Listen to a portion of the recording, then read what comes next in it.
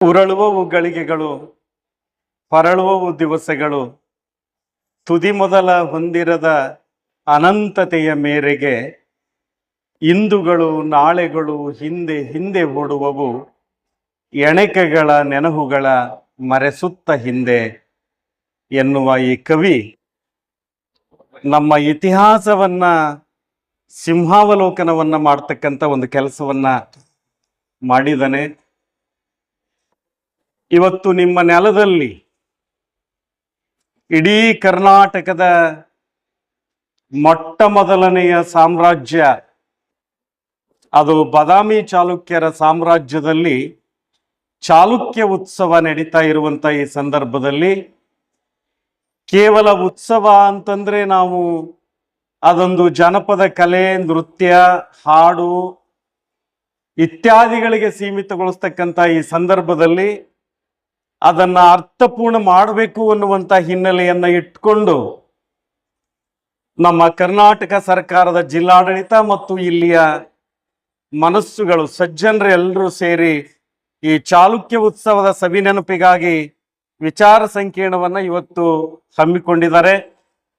ಈ ಕಾರ್ಯಕ್ರಮದ ಅಧ್ಯಕ್ಷತೆಯನ್ನು ವಹಿಸಿಕೊಂಡಿರುವ ಸ್ನೇಹಿತರಾದ ಡಾಕ್ಟರ್ ಪ್ರಕಾಶ್ ನರಗುಂದ್ ಅವರೇ, ವೇದಿಕೆ ಮೇಲೆ ಆಸೀನರಾಗಿರುವಂತ DDP ಆಗಿರುವಂತ ಅಜಿತ್ ಮನ್ನಿಕೇರಿ ಸರ್ ಅವರೇ, ಹಾಗೂ ವಿಶ್ರಾಂತ ಪ್ರಾಚಾರ್ಯರಾಗಿರುವಂತ RB ಸಂಕ್ರಾಳ್ ಅವರೇ, BO-ರವರಾಗಿರುವಂತ ಕೇಶವ್ ಪೆಟ್ಲೂರ್ ಅವರೇ, ಈಗಾಗಲೇ ಆಶಯ ಭಾಷಣವನ್ನ ಮಾಡಿರುವಂತ ಸ್ನೇಹಿತರಾದ ಮಲ್ಲಪ್ಪ ಹೊಸೂರ್ ಅವರೇ, ನಮ್ಮ ನಾಗಠಾಣ್ ಅವರೇ, ಇನ್ನೂ ಅನೇಕ ಜನ ಇಲ್ಲಿ ಸ್ನೇಹಿತರಿದ್ದೀರಿ, ಶಿಕ್ಷಕ ಬಂಧುಗಳಿದ್ದೀರಿ, ವಿದ್ಯಾರ್ಥಿ ಮಿತ್ರರಿದ್ದೀರಿ, ಕೆಲವೊಬ್ಬ ಆತ್ಮೀಯರಿದ್ದೀರಿ ಇಲ್ಲೆಲ್ಲ.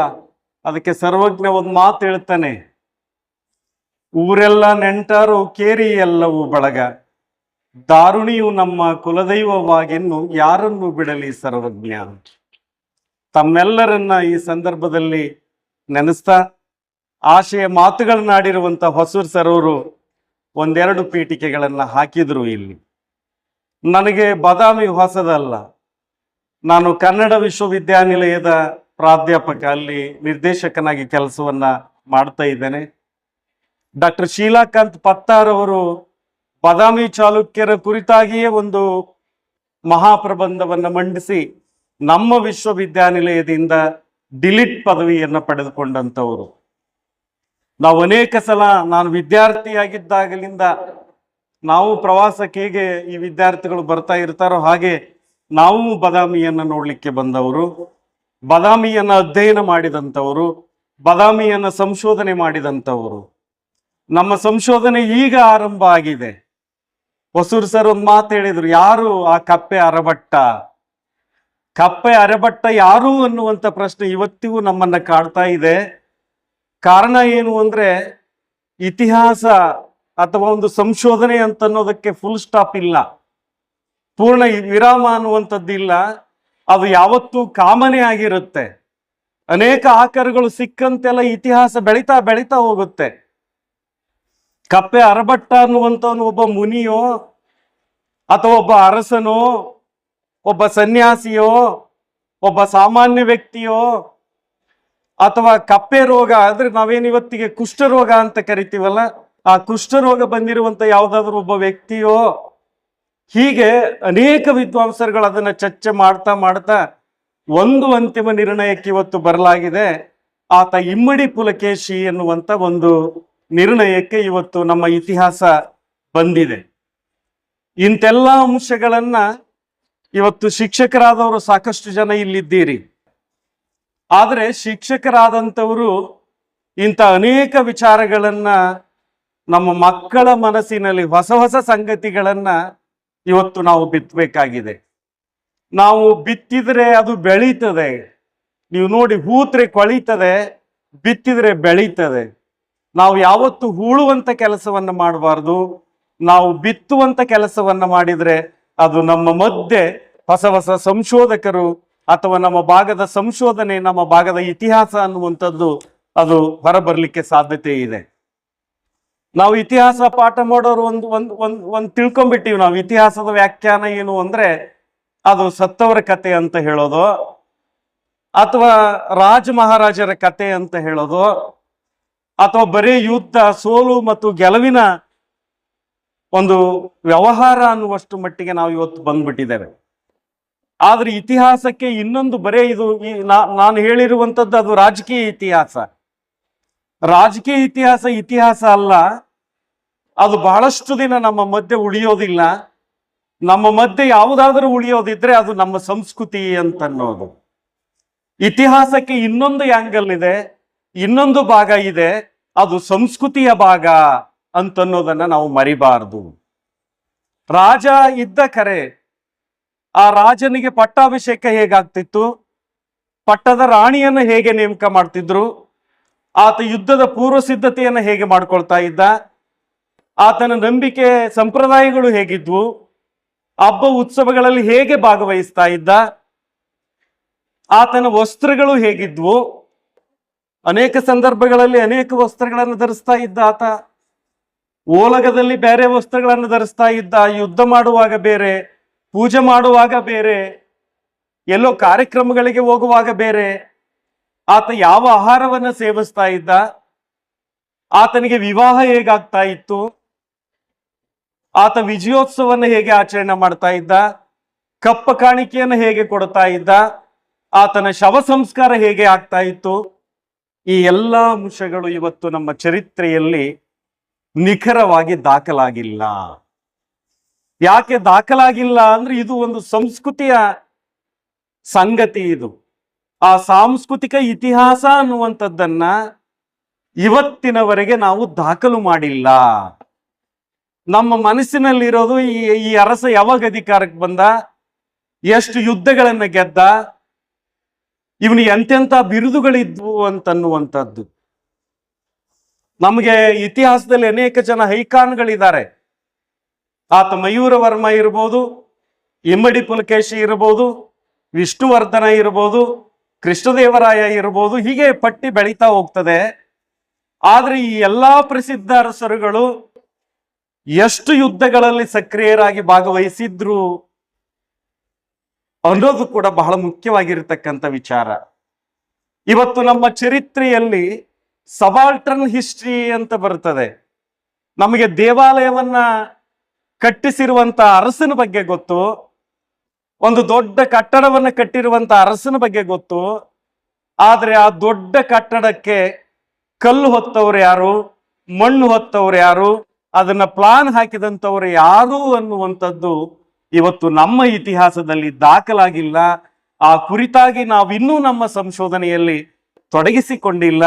ಹೀಗಾಗಿ ನಮ್ಮ ಇತಿಹಾಸ ಆಚುಪಾಚಾಗಿ ಅಥವಾ ಇನ್ನೂ ನಿಖರವಾಗಿ ಬರಲಾರದಕ್ಕೆ ಇದೇ ಮುಖ್ಯವಾಗಿರ್ತಕ್ಕಂಥ ಕಾರಣ ಅಂತ ನಾನು ಅಂದುಕೊಂಡಿದ್ದೇನೆ. ಇವತ್ತು ನನಗೆ ಕೊಟ್ಟಿರುವಂತ ವಿಷಯ ಈ ಬಾದಾಮಿ ಚಾಲುಕ್ಯರ ಧರ್ಮ ಸಮನ್ವಯತೆ ಅಂತನ್ನುವಂಥದ್ದು. ಇತಿಹಾಸದಲ್ಲಿ ರಾಜಕೀಯ ಅಂಶಗಳು ಗೊತ್ತು ನಮ್ಗೆ, ಆದ್ರೆ ಇವತ್ತು ನಾವು ಧರ್ಮವನ್ನ ಇಟ್ಕೊಂಡು ಎಷ್ಟು ಗುದ್ದಾಡ್ತಾ ಇದ್ದೇವೆ. ಇವತ್ತು ನಾವು ನಂದು ಆ ಧರ್ಮ, ನಿಂದು ಈ ಧರ್ಮ, ನಾನು ಆ ಜಾತಿಯವನು, ನಾನು ಈ ಜಾತಿಯವನು, ನಾನು ಆ ಸಮುದಾಯದವನು, ನಾನು ಈ ಸಮುದಾಯವನು ಅನ್ನುವಂಥ ಇಂಥ ಹೊತ್ತಿನಲ್ಲಿ ನಮಗೆ ಒಂದು ಬೃಹತ್ ಆಗಿರ್ತಕ್ಕಂಥ ಕಾನೂನು ಸಂವಿಧಾನ ಇದೆ ನಮ್ಮ ಮಧ್ಯೆ.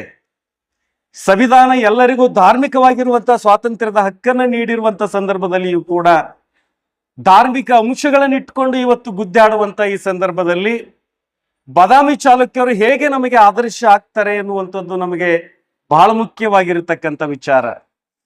ಆಗಲೇ ಜಾನಪದವನ್ನು ಉಲ್ಲೇಖ ಮಾಡಿದ್ರು ಸ್ನೇಹಿತರು. ನಮ್ಮ ಗರತಿಗೆ ಅವು ಯಾವ ಬೇಕಾಗಿರ್ಲಿಲ್ಲ. ಆ ಕೇಳ್ತಾ ಇದ್ಲು ನಮ್ಮ ಗರತಿ, ದೇವರ ನೆನೆದರ ಸಾವು ಹುಟ್ಟು ನಮಗಿಲ್ಲ, ಆ ದೇವ್ರನ್ನ ನೆನೆಸಿದ್ವಿ ಅಂದ್ರೆ ಸಾವು ಹುಟ್ಟು ನಮಗಿಲ್ಲ ಅನ್ನುವಂಥದ್ದು. ಹಾವು ಕಚ್ಚಿದರೂ ವಿಷವಿಲ್ಲ. ಹಾವು ಕಚ್ಚಿದ್ರೆ ವಿಷ ಅಂತ ನಾವು ನಂಬ್ಕೊಂಡಿದ್ದೀವಿ, ಆದ್ರೆ ಹಾವು ಕಚ್ಚಿದರೂ ವಿಷವಿಲ್ಲ, ಹೆಡೆಯ ದಾಟಿದರೂ ಭಯವಿಲ್ಲ ನನಗೆ ಅನ್ನುವಂತ ಆ ಗರತಿಯ ಈ ಹಾಡಿನಲ್ಲಿ ನಮ್ಮ ಅನೇಕ ಧಾರ್ಮಿಕ ಅಂಶಗಳು, ನಂಬಿಕೆಯ ಅಂಶಗಳು ಇವೆ ಅಂತನ್ನೋದನ್ನ ನಾವು ಮರಿಬಾರದು.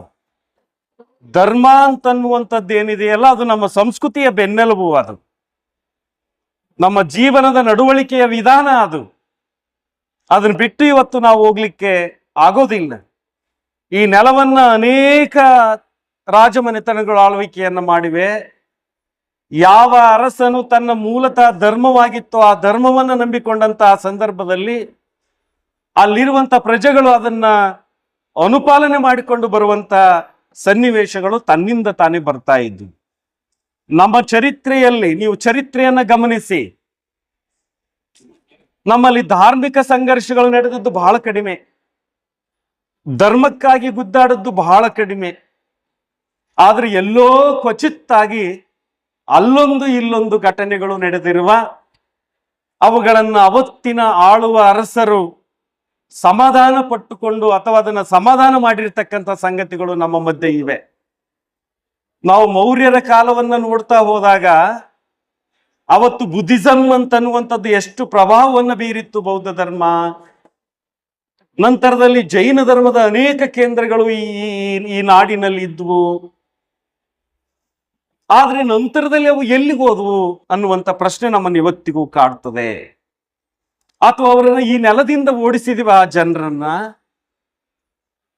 ಅಥವಾ ಅವ್ರನ್ನ ಕೊಲೆ ಮಾಡಿದವ, ಅಥವಾ ಎಲ್ಲ ಒಂದು ಕುಣಿ ತೋಡಿ ಅವ್ರನ್ನ ಏನಾದ್ರೂ ಹೂಡಿಟ್ಟವ ಅನ್ನುವಂಥ ಪ್ರಶ್ನೆಗಳು ನಮ್ಮನ್ನ ಕಾಡ್ತವೆ. ಅವರು ಎಲ್ಲಿ ಹೋಗಿಲ್ಲ. ಯಾವುದು ಪ್ರಭುತ್ವ ಇತ್ತೋ ಆ ಪ್ರಭುತ್ವದೊಂದಿಗೆ ಒಂದಾಗುವಂತ ಕೆಲಸವನ್ನ ಅವರು ಅವತ್ತಿನ ಸಂದರ್ಭದಲ್ಲಿ ಮಾಡಿದ್ರು. ನಮ್ಮ ಸಂಸ್ಕೃತಿಯನ್ನ, ತಮ್ಮ ಮತವನ್ನ ಅವರು ಬದಲಾವಣೆ ಮಾಡ್ತಾ ಅವತ್ತು ಅವರು ಆ ನೆಲದೊಂದಿಗೆ ಒಂದಾಗುವ, ಅವತ್ತಿನ ಪ್ರಭುತ್ವದೊಂದಿಗೆ ಒಂದಾಗ್ತಕ್ಕಂಥ ಒಂದು ಕೆಲಸವನ್ನ ಅವತ್ತಿನ ಜನಸಾಮಾನ್ಯರು ಮಾಡಿದ್ರು. ಈ ನೆಲದಲ್ಲಿ ಹುಟ್ಟಿರುವಂತ ನಿಮ್ಮ ಬಾದಾಮಿ ಈ ಚಾಲುಕ್ಯರ ಈ ಮನೆತನ ಕನ್ನಡದ ಬಹಳ ಮಹತ್ವದ ಮನೆತನ. ಇದು ಸುಮಾರು 250 ವರ್ಷಗಳ ಕಾಲ ಆಳಿರುವಂತ ಇಲ್ಲಿ ಅರಸರು ಬಹಳಷ್ಟು ಶೂರರಾಗಿದ್ರು ಅವರು ಅನ್ನುವಂಥದ್ದು ನಮಗೆ ಇಲ್ಲಿರುವಂತ ಅನೇಕ ಶಾಸನಗಳು ಇವತ್ತು ಮಂಗಳೇಶನ ಈ ಮಹಾಕೂಟ ಮತ್ತು ಐಹೊಳೆಯ ಶಾಸನಗಳ ಪ್ರಕಾರ ಜಯಸಿಂಹ ಈ ಮನೆತನದ ಸ್ಥಾಪಕನಾಗಿದ್ರೂ ಕೂಡ ಇನ್ನು ಅನೇಕ ಜನರು ಇಲ್ಲಿ ಆಳ್ವಿಕೆಯನ್ನು ಮಾಡ್ತಾರೆ. ಆಗಲೇ ಸ್ನೇಹಿತರು ಹೇಳಿದ್ರು, ನಮ್ಮದು ಬಾದಾಮಿಯ ಸಾಮ್ರಾಜ್ಯ ಎಲ್ಲಿಯವರೆಗಿತ್ತು ಅಂದ್ರೆ ಉತ್ತರದ ನರ್ಮದಾದಿಂದ ಹಿಡ್ಕೊಂಡು ನಮ್ಮ ದಕ್ಷಿಣದ ಕಾವೇರಿವರೆಗೆ ಈ ಸಾಮ್ರಾಜ್ಯ ವಿಶಾಲತೆಯನ್ನು ಪಡ್ಕೊಂಡಿತ್ತು. ಅಷ್ಟೇ ಅಲ್ಲ, ಮಹಾರಾಷ್ಟ್ರದ ಕೆಲವೊಂದು ಪ್ರದೇಶಗಳು ನಮ್ಮವಾಗಿದ್ವು, ಆಂಧ್ರದ ಕೆಲವೊಂದು ಪ್ರದೇಶಗಳು ನಮ್ಮವಾಗಿದ್ವು, ಒರಿಸ್ಸಾ, ಗುಜರಾತ್ ಈ ಎಲ್ಲ ಭಾಗಗಳಲ್ಲಿ ಇಲ್ಲಿ ಅರಸರು ತಮ್ಮ ಹೆಜ್ಜೆ ಗುರುತುಗಳನ್ನು ಮೂಡಿಸಿ ಬಂದಿದ್ದಾರೆ ಅಂತನ್ನುವಂಥದ್ದು. ಅಷ್ಟೇ ಅಲ್ಲ, ಈ ಮನೆತನ ರಾಜಕೀಯದ ಅಷ್ಟೇ ಅಲ್ಲ, ಸಾಂಸ್ಕೃತಿಕವಾಗಿ, ಸಾಹಿತ್ಯಿಕವಾಗಿ, ಕಲಾತ್ಮಕವಾಗಿ ಇವತ್ತು ನಾವು ವಾಸ್ತುಶಿಲ್ಪದ ದೃಷ್ಟಿಯಿಂದ ಭಾರತದ ಚರಿತ್ರೆಯನ್ನು ಅಧ್ಯಯನ ಮಾಡುವಾಗ ಉತ್ತರ ಭಾರತದ ವಾಸ್ತುಶಿಲ್ಪದ ಶೈಲಿಯನ್ನ ನಾಗರ ಶೈಲಿ ಅಂತ ಕರೆದ್ರೆ, ದಕ್ಷಿಣ ಭಾರತದ ವಾಸ್ತುಶೈಲಿಯನ್ನ ದ್ರಾವಿಡ ಶೈಲಿ ಅಂತ ಕರಿತೀವಲ್ಲ, ಈ ಎರಡೂ ಶೈಲಿಗಳ ಸಮ್ಮಿಶ್ರವಾಗಿರ್ತಕ್ಕಂಥ ಹೊಸ ಪ್ರಯೋಗವನ್ನ ನಮ್ಮ ಬಾದಾಮಿ ಚಾಲುಕ್ಯರು ಮಾಡಿದ್ರು. ಅದು ವೇಸರ ಶೈಲಿ ಅಂತನ್ನುವಂಥದ್ದು. ಆ ವೇಸರ ಶೈಲಿಯನ್ನೇ ಬಳಕೆ ಮಾಡಿಕೊಂಡು ಈ ಭಾಗದಲ್ಲಿ ಅನೇಕ ದೇವಾಲಯಗಳು ನಿರ್ಮಾಣ ಆಗಿರುವಂಥವುಗಳು. ನಿಮ್ಮ ಐಹೊಳೆ ಭಾರತದ ದೇಗುಲಗಳ ತೊಟ್ಟಿಲು ನೋಡ್ರಿ. ಬಹುತೇಕ ಇಡೀ ನಮ್ಮ ಇಂಡಿಯಾದಲ್ಲಿ ಯಾವುದಾದರೂ ಒಂದು ಪ್ರದೇಶವನ್ನ ಭಾರತದ ದೇವಾಲಯಗಳ ತೊಟ್ಟಿಲು ಅಂತ ಕರೆದಿಲ್ಲ. ತೊಟ್ಟಿಲು ಅನ್ನೋದು ಹುಟ್ಟುವುದರ ಸಂಕೇತ. ಅದು ಒಂದು ದೇವಾಲಯದ ಹೊಸ ಹೊಸ ಲಕ್ಷಣಗಳು, ಹೊಸ ಹೊಸ ಪ್ರಯೋಗಗಳು ನಮ್ಮ ಐಹೊಳೆಯಲ್ಲಿ ನಡೆದಿರೋದ್ರಿಂದ ಇದನ್ನ ಭಾರತದ ದೇವಾಲಯಗಳ ತೊಟ್ಟಿಲು ಅಂತ ಪರಿಸಿದ್ ಬ್ರೌನ್ ಇತ್ಯಾದಿ ಅನೇಕ ಜನ ವಾಸ್ತುಶಿಲ್ಪ ಕಲಾ ವಿಮರ್ಶಕರು ಅದನ್ನ ಕರಿತಾ ಹೋಗ್ತಾರೆ. ಅಂತಂದ್ರೆ ವಾತಾಪಿ ಅನ್ನೋದು ಇಲ್ಲಿಯ ರಾಜಧಾನಿ ಕರೆ. ಆದರೆ ವಾತಾಪಿ ಅಂದ್ರೆ ಬರೀ ಇದಷ್ಟೇ ವಾತಾಪಿಯ, ಅಥವಾ ಇವರ ರಾಜಧಾನಿ ವಾತಾಪಿ, ಅದನ್ನ ಈಗ ನಾವು ಬಾದಾಮಿ ಅಂತ ಕರಿತೀವಿ. ನಾವು ಈ ಚಾಲುಕ್ಯದ್ದು ಒಂದೇ ವಂಶ ಅಂತ ನಾವು ತಿಳ್ಕೊಂಡಿದ್ದೀವಿ. ಚಾಲುಕ್ಯರಲ್ಲಿ ಅನೇಕ ರೀತಿಯ ವಂಶಗಳಿವೆ. ಪಶ್ಚಿಮ ಚಾಲುಕ್ಯರು ಅಂತ ಬರ್ತಾರೆ, ಹಾಗೇನೆ ನಮಗೆ ಈ ಕಲ್ಯಾಣದ ಚಾಲುಕ್ಯರು ಅಂತ ಬರ್ತಾರೆ, ವ್ಯಂಗಿ ಚಾಲುಕ್ಯರು. ಈ ಕಲ್ಯಾಣದ ಚಾಲುಕ್ಯರು ಮತ್ತು ವ್ಯಂಗಿ ಚಾಲುಕ್ಯರನ್ನ ಚಾರಿತ್ರಿಕ ದೃಷ್ಟಿಕೋನದಿಂದ ನಾವು ಪೂರ್ವ ಚಾಲುಕ್ಯರು ಅಂತ ಕರೆದ್ರೆ, ಈ ಬಾದಾಮಿ ಚಾಲುಕ್ಯರನ್ನ ದಕ್ಷಿಣದ ಚಾಲುಕ್ಯರು ಅಂತ ನಮ್ಮ ಇತಿಹಾಸದಲ್ಲಿ ನಾವು ಗುರುತಿಸ್ತಾ ಹೋಗ್ತೀವಿ. ಮೂಲತಃ ಕನ್ನಡಿಗರು ಇವ್ರ ಬಗ್ಗೆನೂ ಚರ್ಚೆ ಆಗಿದೆ. ಅನೇಕ ಜನ ಇತಿಹಾಸಕಾರರು ಇವ್ರ ಕುರಿತು ಚರ್ಚೆ ಮಾಡ್ತಾರೆ. ಕೊನೆಗೆ ಒಂದು ನಿರ್ಣಯಕ್ಕೆ ಬರ್ತಾರೆ, ಇಲ್ಲ ಇವರು ಚಲುಕಿ ಅಂತ ನಾವೇನು ಕರಿತೀವಲ್ಲ ಇವತ್ತು ಸಲುಕಿ, ಆ ಸಲುಕಿ ಹಿನ್ನೆಲೆಯಿಂದ ಬಂದಂತ ಇವರು ಇದೇ ನೆಲದ ಕೃಷಿಕರು ಅನ್ನುವಂತ ನಿಟ್ಟಿನಲ್ಲಿ ಮತ್ತು ಇದೇ ಭಾಗದಲ್ಲಿ ಇವರು ತಮ್ಮ ಏನು ರಾಜ್ಯವನ್ನ ಸ್ಥಾಪನೆ ಮಾಡಿದ್ರು ಅಂತನ್ನುವಂತ ಅಂಶ. ಹೀಗೆ ಇನ್ನು ಅನೇಕ ವಿಚಾರಗಳು ಈ ಬಾದಾಮಿ ಚಾಲುಕ್ಯರ ಒಂದು ಚರಿತ್ರೆಯಲ್ಲಿ ನಮಗೆ ಕಂಡು ಬರ್ತಾ ಇವೆ. ಬಹಳ ಮುಖ್ಯವಾಗಿರುವಂತ ಒಂದು ಅಂಶವನ್ನ ಗಮನಿಸಬೇಕು. ನಾವೇನು ಇಮ್ಮಡಿಯ ಪುಲಕೇಶಿ ಕರ್ನಾಟಕದ ಹೈಕಾನ್, ನಾನು ಈತನನ್ನ ಕರ್ನಾಟಕದ ಹೈಕಾನ್ ಅಂತ ಕರಿತೀನಿ. ಈ ಕರ್ನಾಟಕದ ಮಹಾಮೇಧಾವಿ, ಮಹಾನ್ ಶೂರ, ಅಪ್ರತಿಮ ವೀರನಾಗಿರ್ತಕ್ಕಂಥ ವ್ಯಕ್ತಿ ಅಂತಂದ್ರೆ ಈ ಇಮ್ಮಡಿ ಪುಲಕೇಶಿ ಅಂತನ್ನೋನು. ಆತನ ಸೇನಾಧಿಪತಿ ಮತ್ತು ಆಸ್ಥಾನದ ಕವಿ ಆ ರವಿಕೀರ್ತಿ ಮೇಗುತಿ ದೇವಾಲಯದಲ್ಲಿ ಈತನ ಇಡೀ ಬಾದಾಮಿ ಚಾಲುಕ್ಯರ ವಂಶದ ಮೇಲೆ ಬೆಳಕನ್ನು ಚೆಲ್ತಕ್ಕಂಥ ಒಂದು ಕೆಲಸವನ್ನು ಕೂಡ ತನ್ನ ಶಾಸನದಲ್ಲಿ ಆತ ಮಾಡ್ತಾನೆ. ಅನೇಕರ ಜೊತೆ ಯುದ್ಧವನ್ನು ಮಾಡ್ತಾನೆ. ನನಗೆ ಸಮಯ ಇಲ್ಲ. ಆತ ಯುದ್ಧ ಮಾಡಿದ ಬಹುತೇಕ ಒಂದೆರಡು ಅಂಶಗಳನ್ನು ಹೇಳೋದಾದ್ರೆ, ಉತ್ತರ ಭಾರತದಲ್ಲಿ ಹರ್ಷವರ್ಧನ, ತಾನೇಶ್ವರದ ಹರ್ಷವರ್ಧನನ್ನ ಉತ್ತರ ಪತೇಶ್ವರ ಅಂತ ಕರೆಯುವಂತಹ ಸಂದರ್ಭದಲ್ಲಿ ದಕ್ಷಿಣದ ಈ ನಿಮ್ಮ ಇಮ್ಮಡಿ ಪುಲಕೇಶಿ, ನಮ್ಮ ಇಮ್ಮಡಿ ಪುಲಕೇಶಿ ಅವರಿಬ್ಬರ ಮಧ್ಯೆ ಯುದ್ಧ ಆದಾಗ ಇಡೀ ಆ ಹರ್ಷವರ್ಧನನ ಸೋಲಿಸುವುದರ ಮೂಲಕ ದಕ್ಷಿಣ ಪತೇಶ್ವರ ಅನ್ನುವಂಥ ಒಂದು ಬಿರುದನ್ನು ಪಡೆದುಕೊಂಡಂಥದ್ದು ಇವತ್ತು ಇಡೀ ಒಂದು ಚರಿತ್ರೆಯಲ್ಲಿ. ಅಂದ್ರೆ ಉತ್ತರ ಭಾರತವನ್ನು ಗೆಲ್ಲುವುದರ ಮೂಲಕ ದಕ್ಷಿಣ ಮತ್ತು ಉತ್ತರ ಭಾರತಕ್ಕೆ ಏಕೈಕ ಚಕ್ರಾಧಿಪತಿ ಯಾರಾದ್ರೂ ಇದ್ರೆ ಅದು ಇಮ್ಮಡಿ ಪುಲಕೇಶಿ ಅಂತನ್ನುವಂಥದ್ದನ್ನ ನಾವು ಮರಿಬಾರ್ದು. ಅದ್ರ ಜೊತೆ ಇವತ್ತು ಕೇವಲ ಇಮ್ಮಡಿ ಪುಲಕೇಶಿಯನ್ನ ಕರ್ನಾಟಕ ಅಷ್ಟೇ ಅಲ್ಲ, ಭಾರತ ಮಾತ್ರವಲ್ಲ, ಭಾರತದ ಆಚೆಯೂ ಕೂಡ ವಿದೇಶದಲ್ಲಿಯೂ ಕೂಡ ನಡುಕ ಹುಟ್ಟಿಸಿರ್ತಕ್ಕಂಥ ನಾಯಕ ಯಾರಾದರೂ ಇದ್ರೆ ಆತ ಇಮ್ಮಡಿ ಪುಲಕೇಶಿ. ಆತನನ್ನ ನಾವು ಬಾದಾಮಿಯ ನಾಯಕ ಅಂತ ಕರಿಬಾರದು, ಆತನನ್ನು ವಿಶ್ವನಾಯಕ ಅಂತ ಕರೆದ್ರೆ ಬಹುತೇಕ ಆತನ ವ್ಯಕ್ತಿತ್ವಕ್ಕೆ ಒಂದು ಒಳ್ಳೆ ಅರ್ಥ ಬರುತ್ತೆ ಅಂತ ನನಗೆ ಅನಿಸ್ತದೆ. ಇವತ್ತು ಪ್ರಪ್ರಥಮವಾಗಿ ಈ ವಿದೇಶಿ ನೆಲದಲ್ಲಿ ನೌಕಾ ಕಾಳಗವನ್ನ ಮಾಡಿರುವಂತ ಕನ್ನಡದ ಏಕೈಕ ವೀರ ಅಂತಂದ್ರೆ ನಮ್ಮ ಇಮ್ಮಡಿ ಪುಲಕೇಶಿ. ಸುಮಾರು 100 ಹಡಗುಗಳನ್ನ ಕಟ್ಟಿ ಆ ನೌಕಾಪಡೆಗಳನ್ನ ಬೆಳೆಸಿರ್ತಕ್ಕಂಥ ಕೀರ್ತಿ ನಮ್ಮ ಇಮ್ಮಡಿ ಪುಲಕೇಶಿಗೆ ಸಲ್ತದೆ. ಇವತ್ತೇನು ನಾವು ಬೆಹ್ರಾನ್ ಮತ್ತು ಕುವೈತ್ ಅಂತ ಏನು ಹೇಳ್ತೀವಲ್ಲ, ಆ ಬೆಹ್ರಾನ್ ಮತ್ತು ಕುವೈತ್ ಪ್ರದೇಶದಲ್ಲಿ ಆ ಪ್ರದೇಶವನ್ನ ಅಲ್ಕತಾ ಅಂತ ಕರೀತಾರೆ. ಆ ಅಲ್ಕತಾ ಪ್ರದೇಶದಲ್ಲಿ ಅಲ್ಲಿ ಒಂದು ನೌಕಾ ನೆಲೆಯನ್ನ ಈತ ಸ್ಥಾಪಿಸಿದ್ದ ಅನ್ನೋದಕ್ಕೆ ಕೆಲವೊಂದು ದಾಖಲೆಗಳು ನಮಗೆ ಸಿಗುತ್ತವೆ.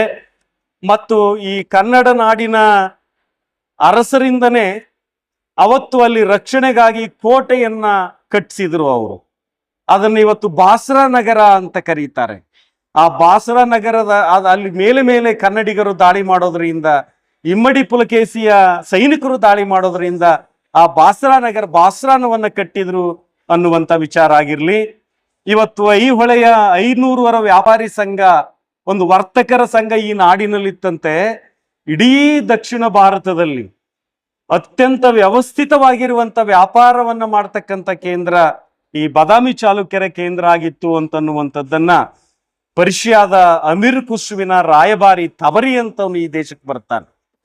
ಇಮ್ಮಡಿ ಪುಲಕೇಶಿ ಆಸ್ಥಾನಕ್ಕೆ ಬರ್ತಾನೆ. ಆ ಖುಸ್ರು ಮತ್ತು ಈ ತಬರಿ, ಖುಸ್ರು ಈತನನ್ನ ಕಳಿಸಿದಾಗ ಆ ತಬರಿ ಈ ಇಮ್ಮಡಿ ಪುಲಕೇಶಿ ಆಸ್ಥಾನಕ್ಕೆ ಬಂದು ಇಲ್ಲಿ ಅನೇಕ ರೀತಿಯ ವ್ಯವಹಾರಗಳನ್ನ ಆತ ತನ್ನ ದಾಖಲೆಗಳಲ್ಲಿ ಬರಿತಾ ಹೋಗ್ತಾನೆ. ಮತ್ತು ಇಮ್ಮಡಿ ಪುಲಕೇಶಿಯು ಕೂಡ ಖುಸ್ರುವಿನಿಗೆ ಅನೇಕ ರೀತಿಯ ಉಡುಗೊರೆಗಳನ್ನ ಮತ್ತು ಕೆಲವೊಂದು ಪತ್ರಗಳನ್ನ ಕಳಿಸಿದ್ರಂತೆ. ಆ ಪತ್ರಗಳು ಈ ಎರಡೂ ಮನೆತನಗಳ ಒಂದು ವಿಚಾರದ ಕುರಿತಾಗಿದ್ವು ಅನ್ನುವಂಥದ್ದನ್ನ ನಾವು ಗಮನಿಸಬೇಕಾಗತ್ತೆ. ಹೀಗೆ ಈ ಬಾದಾಮಿ ಚಾಲುಕ್ಯರ ಒಂದು ಮನೆತನ ಚಾರಿತ್ರಿಕವಾಗಿ ಬಹಳ ಮಹತ್ವವಾಗಿರತಕ್ಕಂಥ ಒಂದು ಮನೆತನ. ಇಲ್ಲಿಯ ಧಾರ್ಮಿಕ ಸಮನ್ವಯತೆಯನ್ನ ನೋಡಿದ್ರೆ, ಇದು ಆರಂಭದಲ್ಲಿ ಇಲ್ಲಿ ಬುದ್ಧಿಸಮ್ಮಿನ ಕೆಲವೊಂದು ಪ್ರದೇಶಗಳು ಇದ್ವು ಅಂತ ಅನ್ನೋದಕ್ಕೆ ನಾವು ಮೂಲತಃ ಇವರನ್ನ ನೋಡಿದ್ರೆ ವೈದಿಕ ಧರ್ಮೀಯರು ಅಂತ ನಮಗೆ ಕಂಡು ಬರ್ತಾರೆ. ನಂತರ ವೈಷ್ಣವ ಧರ್ಮವನ್ನ ಇವರು ಅಪ್ಪಿಕೊಂಡ್ರು ಅಂತ ನಮಗೆ ಗೊತ್ತಾಗುತ್ತೆ. ಶೈವ ಧರ್ಮ, ಕಾಪಾಲಿಕ, ಪಾಶುಪತ ಇವೆಲ್ಲ ಈ ಈ ನೆಲದಲ್ಲಿ ಇದ್ವು. ಆರಂಭದಲ್ಲಿ ಬೌದ್ಧ ಧರ್ಮದ ನಮಗೆ ಹುಯೆನ್ ಸಾಂಗ್ ಕೂಡ ಹರ್ಷವರ್ಧನ ಆಸ್ಥಾನಕ್ಕೆ ಬಂದಾಗ ಆತ ಈ ಭಾಗಕ್ಕೆ ಬರ್ತಾನೆ. ಪೆಟ್ರಗಲ್ ಅಂತನ್ನುವಂಥದ್ದನ್ನ ಆತ ಉಲ್ಲೇಖ ಮಾಡ್ತಾನೆ ಸಿಯುಕಿ ಗ್ರಂಥದಲ್ಲಿ. ಆ ಪೆಟ್ರಗಲ್ ಅನ್ನುವಂಥದ್ದು, ಮೊಡಗಲ್ ಅನ್ನುವಂಥದ್ದು ಇವತ್ತಿನ ಮುದುಗಲ್ಲು, ರಾಯಚೂರು ಜಿಲ್ಲೆಯ ಮುದುಗಲ್ ಪ್ರದೇಶ ಆದರೆ, ಮತ್ತು ಗ್ರೀಕ್ ಟಾಲಮಿಯು ಕೂಡ ಇಲ್ಲಿಯ ಸ್ಥಳಗಳನ್ನು ಗುರುತಿಸ್ತಾ ಹೋಗ್ತಾನೆ. ಅವತ್ತು ಸಿಯುಕಿಯಲ್ಲಿ ಬರುವಂತ ಈ ಪಟ್ಟದ ಕಲ್ಲು ಇನ್ನಿತರ ಅಂಶಗಳಾಗಿರ್ಲಿ, ಆ ಹುಯೆನ್ ಸಾಂಗ್ ಈ ಭಾಗದಲ್ಲಿ ಬುದ್ಧಿಸಂ ಇತ್ತು ಅಂತ ಹೇಳ್ತಾನೆ. ಇಲ್ಲಿರುವಂತ ಅಕ್ಕಪಕ್ಕದಲ್ಲಿ ಸುಮಾರು 100 ಸಂಘರಾಮಗಳಿದ್ವು, 500 ಜನ ಬೌದ್ಧ ಭಿಕ್ಷುಗಳಿದ್ರು ಅನ್ನುವಂತ ಒಂದು ವರದಿಯನ್ನು ಮಾಡ್ತಾನೆ. ನಾವೇನು ಬುದ್ಧಿಸಂನಲ್ಲಿ ಹೀನಯಾನ ಮಹಾಯಾನ ಅಂತ ಕರಿತೀವಲ್ಲ, ಅವೆರಡು ಈ ಭಾಗದಲ್ಲಿ ಇದ್ವು ಅನ್ನುವುದನ್ನ ಹುಯೆನ್ ಸಾಂಗ್ ಆ ಭಾಗದಲ್ಲಿ ಹೇಳ್ತಾ ಹೋಗ್ತಾನೆ. ಇವತ್ತು ಐಹೊಳೆಯಲ್ಲಿ ಬೌದ್ಧ ಧರ್ಮಕ್ಕೆ ಸಂಬಂಧಪಟ್ಟಂತ ಅಥವಾ ಸಂಪ್ರದಾಯಕ್ಕೆ ಸಂಬಂಧಪಟ್ಟಂತ ವಾಸ್ತು ರಚನೆ ಇದೆ. ಒಂದು ಬೌದ್ಧ ಗುಹೆ, ಅದು ಕರ್ನಾಟಕದ ಅತ್ಯಂತ ಪ್ರಾಚೀನ ಬುದ್ಧಿಸಂ ಹೇಳ್ತಕ್ಕಂಥ ಒಂದು ಗುಹೆ ಅನ್ನುವಂಥದ್ದು.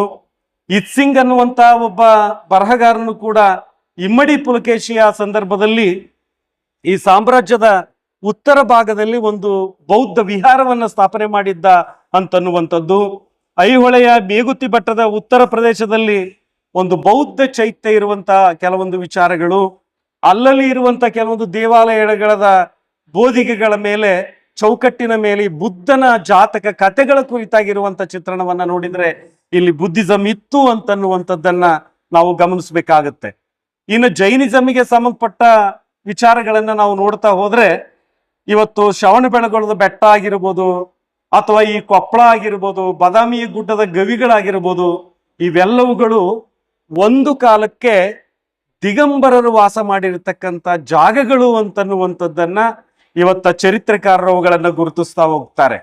ನಮ್ಮ ಬಾದಾಮಿ ಆಗಿರ್ಲಿ ಅಥವಾ ಐಹೊಳೆ ಆಗಿರ್ಲಿ, ಇವತ್ತು ಹಳ್ಳೂರು ಅಂತ ಒಂದು ಊರಿದೆ. ಅದು ಬಾಗಲಕೋಟೆ ಜಿಲ್ಲೆಯಲ್ಲಿ ಬರ್ತಕ್ಕಂಥ ಹಳ್ಳೂರು ಬಾದಾಮಿ ಚಾಲುಕ್ಯರ ಕಾಲದ ಬಹಳ ಮಹತ್ವದ ಜೈನ ಕೇಂದ್ರ ಆಗಿತ್ತು ಅಂತನ್ನುವಂಥದ್ದು ಇವತ್ತು ದಾಖಲಾಗಿದೆ.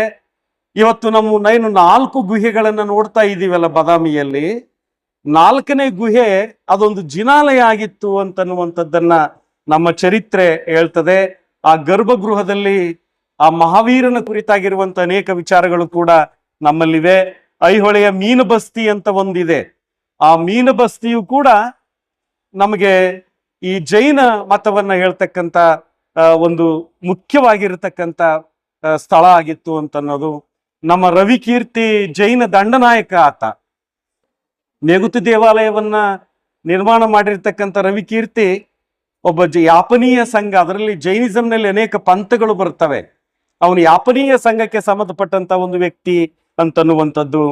ಅಣ್ಣಿಗೆರೆ, ಲಕ್ಷ್ಮೇಶ್ವರ, ಅಡೂರು ಅನ್ನುವಂಥ ಪ್ರದೇಶಗಳಲ್ಲಿ ಈ ಜೈನ ವಿಶ್ರಾಮ ಧಾಮಗಳು ಅಲ್ಲಿದ್ವು ಅಂತನ್ನುವಂಥದ್ದು. ಹೀಗೆ ಇವೆಲ್ಲವುಗಳನ್ನ ನಾವು ನೋಡ್ತಾ ಹೋದ್ರೆ ಈ ಬಾದಾಮಿ ಚಾಲುಕ್ಯರು ಅವತ್ತು ಈ ಜೈನಿಸಂ ಅನ್ನು ಕೂಡ ಅಪ್ಪಿಕೊಂಡಿದ್ರು ಅಂತನ್ನುವಂತ ವಿಚಾರಗಳು ಕೂಡ ನಮ್ಗೆ ಬರ್ತವೆ. ಸಾಕಷ್ಟು ವಿಚಾರ ಇದೆ ಇಲ್ಲಿ. ಈ ಲಕ್ಷ್ಮೇಶ್ವರ ಅನ್ನೋದು ಕೂಡ ಬಹಳ ಪ್ರಮುಖವಾಗಿರುವಂತ ಈ ಭಾಗದ ಕೇಂದ್ರ ಆಗಿತ್ತು. ಗುಡ್ಡಿಗೆರೆ, ಉಳ್ಳಟ್ಟಿ, ಮಾರ್ಗುಂಡಿ, ನೀರಲ್ಗಿ ಇವೆಲ್ಲವುಗಳು ಈ ಭಾಗದ ಒಂದು ಜೈನ ಕೇಂದ್ರಗಳಾಗಿದ್ವು ಅಂತನ್ನುವಂಥದ್ದು. ಮತ್ತು ಬಾದಾಮಿ ಚಾಲುಕ್ಯರ ಅರಸ 2ನೇ ಕೀರ್ತಿವರ್ಮ, ಆ 2ನೇ ಕೀರ್ತಿವರ್ಮನ ಆಳ್ವಿಕೆಯಲ್ಲಿ ಜಾಬುಳಗೇರಿ ಎನ್ನುವಂತ ಒಂದು ಪ್ರದೇಶ, ಆ ಜಾಬುಳಗೇರಿಯಲ್ಲಿ ಗಾವುಂಡ ಕರಿಯಮ್ಮ ಅನ್ನುವಂತ ಒಬ್ಬ ಹೆಣ್ಮಗಳು, ಗಾವುಂಡ ಅಂದ್ರೆ ಗೌಡ ಅಂತಾನೆ ಅರ್ಥ. ಅದು ಅವತ್ತಿನ ಸ್ಥಳೀಯ ಆಡಳಿತ ಅಧಿಕಾರವನ್ನ ಮಾಡುವಂತವರಿಗೆ ಗಾವುಂಡ ಗಾವುಂಡ ಅಂತ ಕರಿತಿದ್ರು. ಆ ಗಾವುಂಡ ಕಲಿಯಮ್ಮ ಅನ್ನುವಂತ ಒಬ್ಬ ಹೆಣ್ಣುಮಗಳು ಕೂಡ ಅಣ್ಣಿಗೆರೆಯಲ್ಲಿ ಒಂದು ಜೈನ ಬಸದಿಯನ್ನ ಆಕೆ ಕಟ್ಟಿಸ್ತಾಳೆ.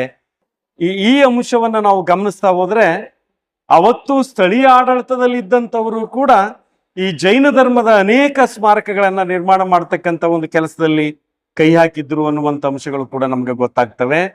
ಹಾಗೆ ವೈಷ್ಣವ ಧರ್ಮಕ್ಕೆ ಬಂದಾಗ ನಮಗೆ ಗೊತ್ತಿದೆ, ಇವತ್ತು ವರಾಹ ಅವರ ಲಾಂಛನ, ಆ ವರಾಹ ವೈಷ್ಣವ ಧರ್ಮದ ಒಂದು ವಿಷ್ಣುವಿನ ಒಂದು ಸಂಕೇತವಾಗಿ ನಾವು ಬಳಕೆ ಮಾಡ್ತಿರೋದ್ರಿಂದ ಬಾದಾಮಿ ಚಾಲುಕ್ಯರು ಆರಂಭದಲ್ಲಿ ವೈಷ್ಣವ ಧರ್ಮವನ್ನು ಅವರು ಒಪ್ಪಿಕೊಂಡಿದ್ರು ಅನ್ನೋದಕ್ಕೆ ಅನೇಕ ಯಜ್ಞ ಯಾಗಾದಿಗಳನ್ನು ಅವರು ಮಾಡಿರುವಂಥದ್ದು ಆಮೇಲೆ ಆರಂಭದಲ್ಲಿ ಅಶ್ವಮೇಧ ಯಾಗವನ್ನ ಮಾಡಿರುವಂತ ಈ ಎಲ್ಲ ವಿಚಾರಗಳನ್ನ ನಾವು ಗಮನಿಸ್ತಾ ಹೋದ್ರೆ ಇದು ವೈಷ್ಣವ ಮತದ ಒಂದು ಬಹಳ ಮುಖ್ಯವಾಗಿರ್ತಕ್ಕಂಥ ಕೇಂದ್ರವು ಕೂಡ ಆಗಿತ್ತು. ಈ ಮಾಧವನೀತನ್ ಪೆರನಲ್ಲ, ಸಾಧುಗೆ ಸಾಧು ಮಾಧುರ್ಯಂಗೆ ಮಾಧುರ್ಯ ಅಂತನ್ನುವಂತ ಈ ಏನು ಕಪ್ಪೆ ಅರಭಟ್ಟನ ಶಾಸನದಲ್ಲಿ ಮಾಧವನೀತನ್ ಪೆರನಲ್ಲ, ಈತ ನಿಜವಾಗಿರುವಂತ ಒಬ್ಬ ವಿಷ್ಣು ಅನ್ನುವಂತ ಮಾತನ್ನ ಹೇಳುವಂತ ಈ ಸಂದರ್ಭದಲ್ಲಿ ಇದು ವೈಷ್ಣವಿಸಮಿನ ಒಂದು ಬಹಳ ಮುಖ್ಯವಾಗಿರ್ತಕ್ಕಂಥ ಒಂದು ನೆಲೆಯಾಗಿತ್ತು ಅಂತನ್ನೋದು.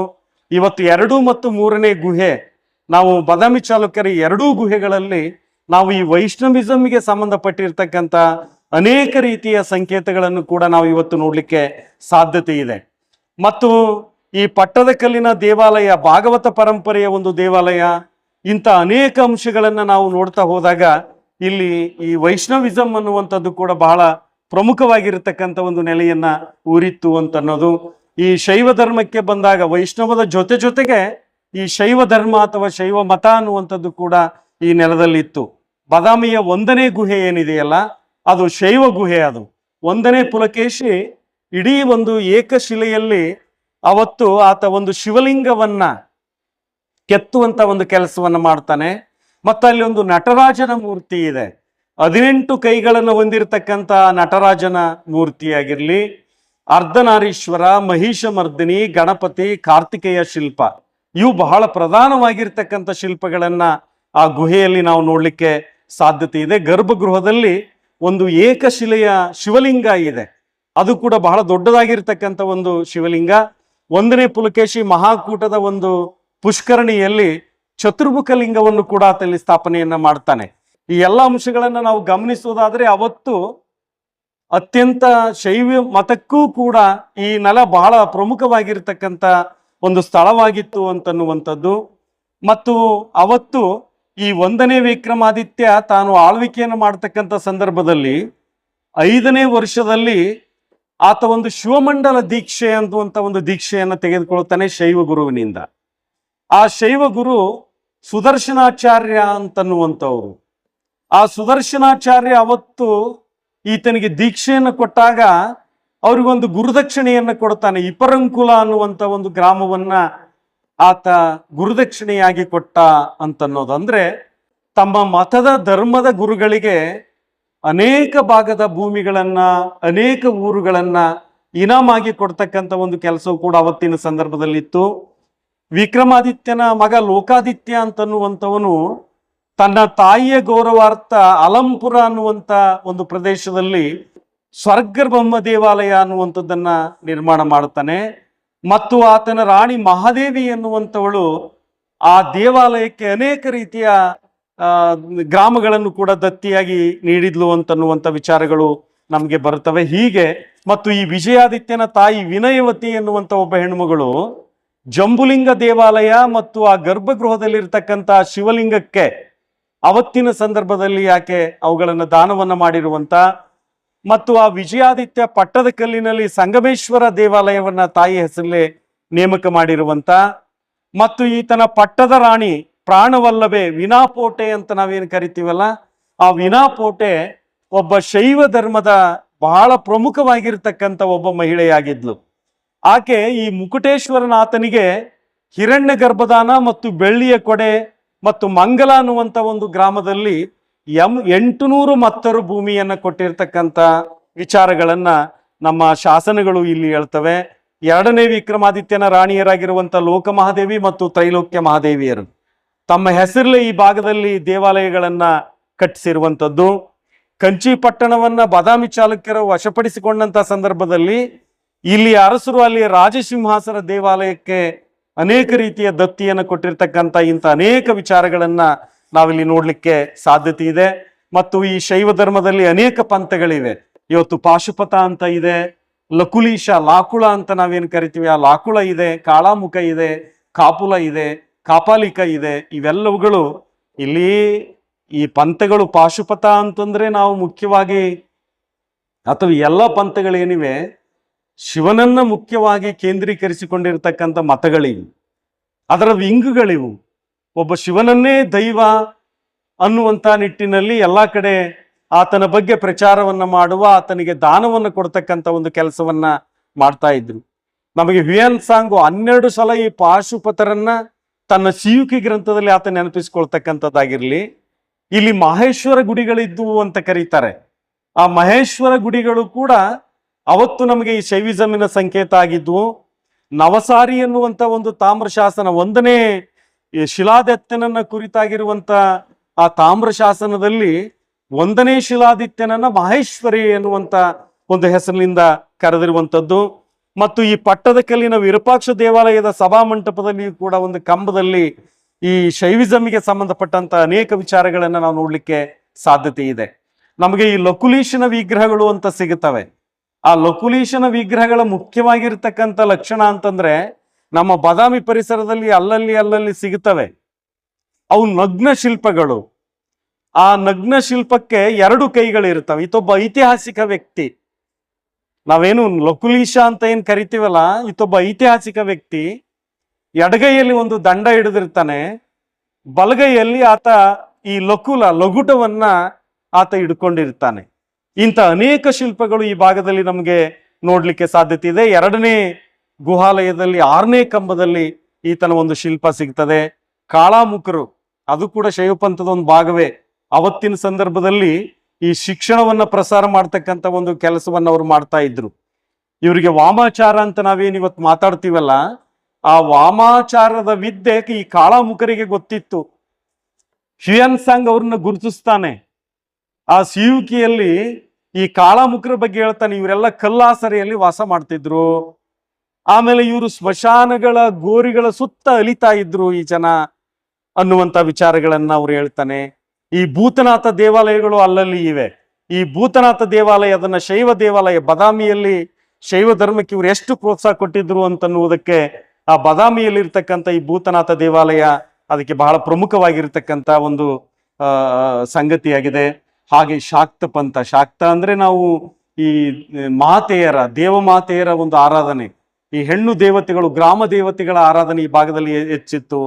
ಈ ಗ್ರಾಮ ದೇವತೆ ಅಂದ್ರೆ ನಾವು ಮುಖ್ಯವಾಗಿ ಪ್ರಾಚೀನ ಕಾಲದಿಂದ ಈ ಪ್ರಕೃತಿಯ ಸಕಲ ಸೃಷ್ಟಿಗೆ ಈ ದೈವವೇ ಕಾರಣ ಅನ್ನುವಂತ ಒಂದು ನಂಬಿಕೆ ನಮ್ಮ ಶಾಸ್ತ್ರಗಳಲ್ಲಿ ಅದು ಮೊದಲಿಂದನೂ ಬೆಳ್ಕೊಂಡು ಬಂದಿರುವಂತದ್ದು. ಇವತ್ತು ಮಹಿಷಾಸುರ ಮರ್ದಿನಿಯ ಶಿಲ್ಪಗಳನ್ನ ನಾವು ಅಲ್ಲಲ್ಲಿ ನೋಡ್ಲಿಕ್ಕೆ ಸಾಧ್ಯತೆ ಇದೆ. ಬನಶಂಕರಿ ಅಂತ ಅನ್ನೋದು ಇಲ್ಲಿದೆಯಲ್ಲ, ಈ ಬನಶಂಕರಿ ದೇವಾಲಯವನ್ನ ನಮಗೆ ಶಾಸನಗಳು ಬನದ ದೇವಿ ಅಂತ ಕರೀತಾವೆ.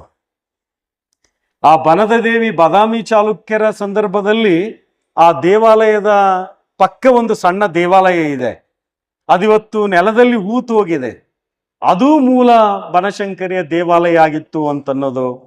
ಆ ನಂತರದಲ್ಲಿ ಬಂದಂತ ಈ ಕಲ್ಯಾಣದ ಚಾಲುಕ್ಯರು, ವಿಜಯನಗರದ ಅರಸರು ಆ ದೇವರಿಗೆ ಅನೇಕ ರೀತಿಯ ದತ್ತಿದಾನಗಳನ್ನು ಕೊಟ್ಟು ಆ ದೇವಾಲಯ ಒಂದು ಹೆಚ್ಚಿನ ರೀತಿಯಲ್ಲಿ ಬೆಳವಣಿಗೆಯನ್ನು ಹೊಂದಲಿಕ್ಕೆ ಅವರು ಅನುವನ್ನು ಮಾಡಿಕೊಟ್ರು. ಅಲ್ಲಲ್ಲಿ ಸಪ್ತ ಮಾತೃಕೆಯರ ಶಿಲ್ಪಗಳು ನಾವು ನೋಡ್ಲಿಕ್ಕೆ ಸಿಗುತ್ತವೆ.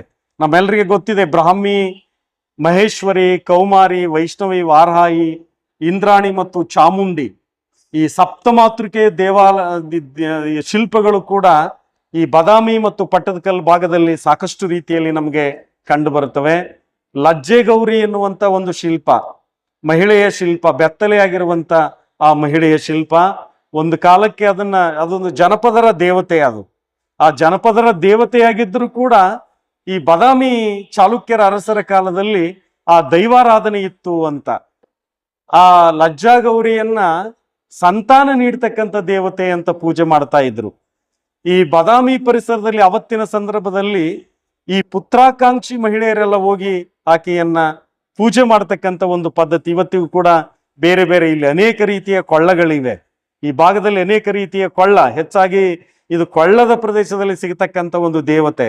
ಈ ದೇವತೆಯನ್ನ ಗೌಪ್ಯವಾಗಿ ಇಟ್ಟಿರ್ತಿದ್ರೆ ಹೊರತು ಹೊರಗಡೆ ಈ ದೇವತೆಯ ಆರಾಧನೆ ಇರಲಿಲ್ಲ. ಅವತ್ತು ಗೌಪ್ಯವಾಗಿ ಹೆಣ್ಮಕ್ಳು ಹೋಗಿ ಆಕೆಗೆ ನಡೆದುಕೊಳ್ತಕ್ಕಂಥ ಒಂದು ಪದ್ಧತಿ ಇತ್ತು. ಸರಸ್ವತಿಯನ್ನ ವಿದ್ಯೆ ದೇವತೆ ಅಂತ, ಲಕ್ಷ್ಮಿಯನ್ನ ಹಣದ ಆಕೆಯನ್ನ ಸಂಪತ್ತಿನ ದೇವತೆ ಅಂತ ಪರಿಗಣಿಸ್ತಕ್ಕಂಥ ಅನೇಕ ರೀತಿಯ ಆಚಾರ ವಿಚಾರಗಳು, ಗಣಪತಿಯನ್ನ ವಿಘ್ನಹಾರಕ, ನಮ್ಮ ವಿಘ್ನಗಳನ್ನ ದೂರ ಮಾಡ್ತಕ್ಕಂಥ ವ್ಯಕ್ತಿ ಅನ್ನುವಂಥ ನಿಟ್ಟಿನಲ್ಲಿ ಅವತ್ತು ಬಾದಾಮಿ ಚಾಲುಕ್ಯರು ಮಾತಾಡುವಂಥ ವಿಚಾರಗಳು ಸಾಕಷ್ಟಿವೆ. ವಿದ್ಯಾರ್ಥಿಗಳು ಹೊರಗಡೆ ಹೋದ್ರು, ತಾವು ಕೂಡ ಬಸ್ಸು ಹೋಗುವಂತ ಬಸ್ಸು ಬರುವಂತ ಒಂದು ಇದರಲ್ಲಿ ಆತುರದಲ್ಲಿ ಕೂಡ ತಾವಿದ್ದೀರಿ. ಹೀಗಾಗಿ ನಾನು ಒಟ್ಟಾರೆ ಹೇಳೋದಾದ್ರೆ, ನಾವು ಅನೇಕ ಮನೆತನಗಳನ್ನ ಅಧ್ಯಯನ ಮಾಡತಕ್ಕಂಥ ಸಂದರ್ಭದಲ್ಲಿ ಮೂಲತಃ ಮನೆತನಕ್ಕೆ ಒಂದು ಧರ್ಮ ಅಥವಾ ಒಂದು ಮತ ಮನೆತನದ ಧರ್ಮವಾಗಿದ್ರು ಕೂಡ ಆ ನೆಲದಲ್ಲಿರ್ತಂತ ಜನರಿಗೆ ತೊಂದರೆ ಆಗುವಂತ ರೀತಿಯಲ್ಲಿ ಅಲ್ಲಿರುವಂತ ಅನೇಕ ಜನ ರಾಜರುಗಳು ನಡ್ಕೊಂಡು ಹೋಗುವಂತ ಉದಾಹರಣೆಗಳು ಇವತ್ತು ನಮ್ಮ ಚರಿತ್ರೆಯಲ್ಲಿ. ನಾವು ಕೇವಲ ಅರಸರನ್ನ ಕೆಲವೊಂದ್ಸಲ ನೆನೀತಾ ಹೋಗ್ತೇವೆ. ನಾನು ಅಲ್ಲಲ್ಲಿ ಕೆಲವೊಂದು ಉಲ್ಲೇಖಗಳನ್ನ ಮಾಡ್ತಾ ಹೋದೆ. ಬಹಳ ಜನ ಕಾರ್ಯಕ್ರಮ ನಿರ್ವಹಣೆ ಮಾಡೋರು ಕೂಡ ಯಾವುದಾದರೂ ಒಂದು ಪ್ರದೇಶದಲ್ಲಿ ಆ ಊರಿನ ಆ ಮನೆತನದ ರಾಜಧಾನಿ ಇತ್ತು ಅಂತಂದ್ರೆ ಅದನ್ನ ಗಂಡು ಮೆಟ್ಟಿನ ನೆಲ ಅಂತ ನಾವು ಕರೀಲಿಕ್ಕೆ ಶುರು ಮಾಡ್ತೀವಿ. ಆದ್ರೆ ಆ ಗಂಡು ಮೆಟ್ಟಿನ ನೆಲದಲ್ಲಿ ಆ ಗಂಡು ಮೆಟ್ಟು ಹಾಕ್ಲಿಕ್ಕೆ ಮಹಿಳೆಯರು ಕೂಡ ಕಾರಣೀಕರ್ತರಾಗಿದ್ರು ಅಂತನ್ನುವಂಥದ್ದು ಚರಿತ್ರೆಯಲ್ಲಿ ಇವತ್ತು ನಮಗೆ ದಾಖಲಾಗಿಲ್ಲ. ಹೀಗಾಗಿ ನಮ್ಮ ಚರಿತ್ರೆ ಇನ್ನೂ ಅನೇಕ ಆತಂಕಗಳಿಗೆ ಒಳಗಾಗಿದೆ, ಅನೇಕ ಪ್ರಶ್ನೆಗಳಿಗೆ ಒಳಗಾಗಿದೆ.